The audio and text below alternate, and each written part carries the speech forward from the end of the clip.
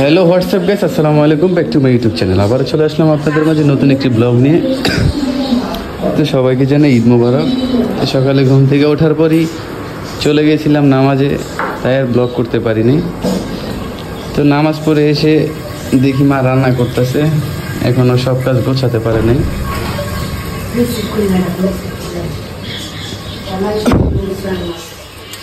ও মা এদিকটা রান্না করে শেষ করে ফেলছে, দেখি নাই।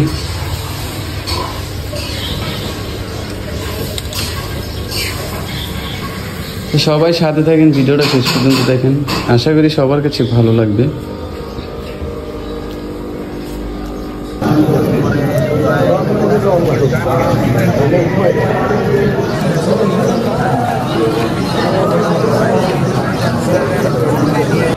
আমরা যখন মসজিদে দেখেন কত মানুষ, যে আমি তো মনে করছি আজকে এই নামাজটা পাবো না, হয়তো 8:30 যে জামাতটা ছিল আমরা ওইটা ধরবো।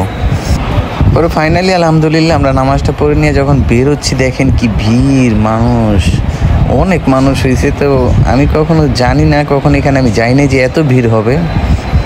তো পরে দেখলাম যে অনেক মানুষ হয়, আর পরে যে মানে আরেকটা না জামাত আছে, ওইটার জন্য আরও অনেক মানুষ হয়েছে। হয়তো এটা সকালে 7:30 বাজে ছিল বিধায় এটা বেশি মানুষ হয়েছে। তাই আমি মনে করছি এটা কম হবে, পরেরটা বেশি হবে, এটার জন্য আমি আগে আগে চলে যাই। তো যাওয়ার পর দেখেন কি মানুষ। তো সবাই সাথে থাকেন, শেষ পর্যন্ত দেখেন।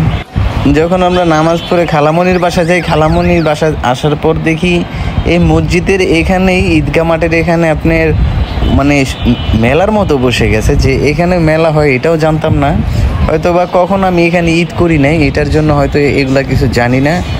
তো দেখেন যে কত কিছু এখানে বসছে।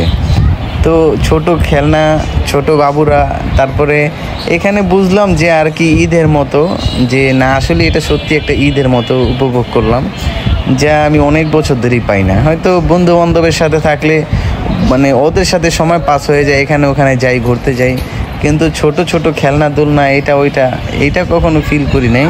কিন্তু এখন সে দেখলাম যে মানে এখানে এত সুন্দরভাবে এগুলা করছে বা হয়েছে আয়োজনটা। তো ছোটদের খেলনা, তারপরে ছোটদের ওই যে আগে আমরা খেলতাম এই লটারি সিস্টেমের এগুলা, তারপরে এখানে কিছু পুতুল।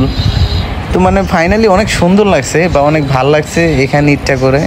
তো আলহামদুলিল্লাহ মানে সব কিছু নিয়েই ফাইনালি সবাইকে আবারও জানাই ঈদ মোবারক। তো সবাই ভালো থাকবেন, সুস্থ থাকবেন। আজকে আবার একটি ব্লগ নিয়ে আসবো। তো এখানে আজকের মতো ব্লগটি শেষ করলাম। আসসালামু আলাইকুম, সবাই ভালো থাকবেন।